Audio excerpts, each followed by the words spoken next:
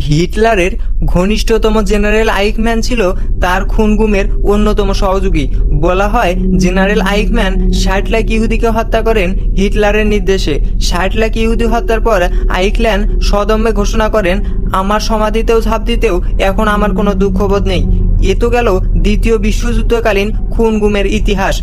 বর্তমান সময়ে বিশেষভাবে গত ১৬ বছরের ইতিহাসে বাংলাদেশে এমন নৃশংস খুন-গুমের ঘটনা প্রত্যাশিত তো নয়ই, বরং কল্পনাতীত। আর এমন কল্পনাতীত ঘটনা ঘটেছে বাংলাদেশে স্বৈরশাসক শেখ হাসিনার শাসনামলে। সম্প্রতি দৈনিক আমার দেশ পত্রিকায় সিরিয়াল কিলার জিয়াউলের শিকার ১০৩০ জন শিরোনামে একটি প্রতিবেদন প্রকাশিত হয়েছে।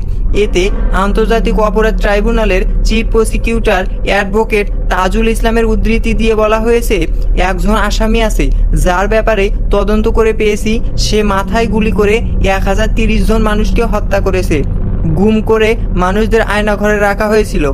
তার একটা নেশা ছিল, এ গুম ব্যক্তিদের হাত পা চোখ বেঁধে নৌকায় করে মাছ বুড়িগঙ্গায় নিয়ে যেত, গুলি করে লাশটা নদীতে ফেলতো, গুলিটা ভিকটিমের মাথার কাছে নিয়ে করত। আমি জিজ্ঞাসা করলাম, এটা কেন?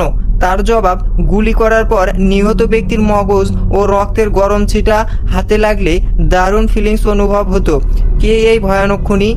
এই হিংস্র খুনির নাম মেজর জেনারেল জিয়াউল আহসান। জানা গেছে পলাতক শেখ হাসিনা এবং তার নিরাপত্তা উপদেষ্টা তারিক সিদ্দিকের একান্ত অনুগত ও বিশ্বস্ত ছিল সে।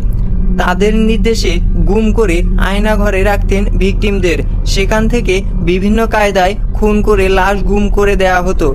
জিয়াউল আহসান মাইক্রোবাসে করে পোস্তগালা ব্রিজ, কাঞ্চন ব্রিজ কিংবা কাশপুর ব্রিজে নিয়ে গিয়ে গুলি করে লাশ ফেলে দিতেন শীতলক্ষা ও বুড়িগঙ্গা নদীতে।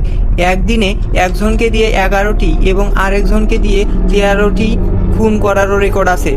কখনো মাইক্রোবাসেই ইনজেকশন দিয়ে মেরে ফেলা হতো। এরপর লাশ রেল লাইনের উপর শুয়ে দেওয়া হতো। ট্রেন এসে লাশ দ্বিখণ্ডিত ত্রিখণ্ডিত করত।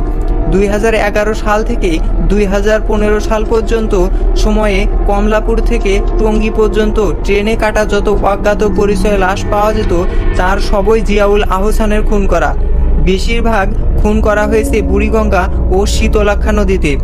একটি নির্দিষ্ট নৌকা ছিল, সেই নৌকায় করে জমটুপি পরা ব্যক্তিদের মাঝ নদীতে নিয়ে টুপি খোলা হতো, চোখ বাঁধা অবস্থায় থাকতো, মাথার একেবারে কাছে অস্ত্র উঁচিয়ে গুলি করত ঘাতক জিয়াউল। ফিনকি দিয়ে রক্ত মগজ এসে পড়তো তার হাতে, তখন তিনি উল্লাস করতেন। কখনো আবার দেখা যেত আগে হত্যা করা লাশ নৌকায় তুলে নিচে ও উপরে সিমেন্ট ভর্তি বস্তার সঙ্গে বেঁধে বুড়িগঙ্গায় ফেলে দিত, যাতে পানির নিচে তলিয়ে যায়। হতভাগ্য বিএনপি নেতা ইলিয়াস আলী ও এমনই পরিণতি ঘটে জিয়াউলের হাতে, এমনটি বেরিয়ে এসেছে তদন্তে।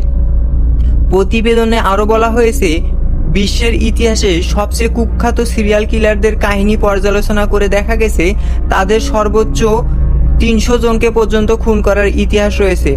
বিশ্বের কুখ্যাত সিরিয়াল কিলারদের ভয়ঙ্কর কাহিনী ম্লান হয়ে গেছে জিয়াউল আহসানের খুন গুমের কাহিনী দ্বারা। অপরাধ বিশেষজ্ঞদের মতে, যে ব্যক্তি ৩ বা ততোধিক ব্যক্তিকে হত্যা করে অস্বাভাবিক মানসিক তৃপ্তি লাভ করে সে সিরিয়াল কিলার। খুনের নেশায় মত্ত থাকে সিরিয়াল কিলাররা। আর এ ধরনের মানসিকতার পেছনে থাকে এক ধরনের মানসিক বৈকল্য, যাকে সাইকোপ্যাথি বা অ্যান্টি সোশ্যাল পার্সোনালিটি ডিসঅর্ডার বলা হয়। এ কথা অনস্বীকার্য যে এদেশের বিভিন্ন আইন শৃঙ্খলা বাহিনীতে জিয়াউল আহসানদের মতো সাইকোপ্যাথ সিরিয়াল কিলারদের সৃষ্টির পিছনে যে সবচেয়ে দায়ী সে হচ্ছে স্বৈরশাসক শেখ হাসিনা। সে নিজেও একজন সাইকোপ্যাথ। যারা তাকে ঘনিষ্ঠভাবে দেখেছেন তারা তার মাঝে এই ভয়ঙ্কর মানসিকতা দেখতে পেয়েছেন। এমনকি বেশ কবছর আগে একটি আদালতও তাকে সাইকোপ্যাথ হিসেবে আখ্যায়িত করেন। তাই হিটলার জেনারেল আইকম্যানের মতো সাইকোপ্যাথ খুনি সৃষ্টির জন্য যেমন দায়ী, তেমনি শেখ হাসিনা ও জিয়াউল আহসানের মতো দানবীয় খুনি বা কিলিং মেশিন সৃষ্টির জন্য দায়ী।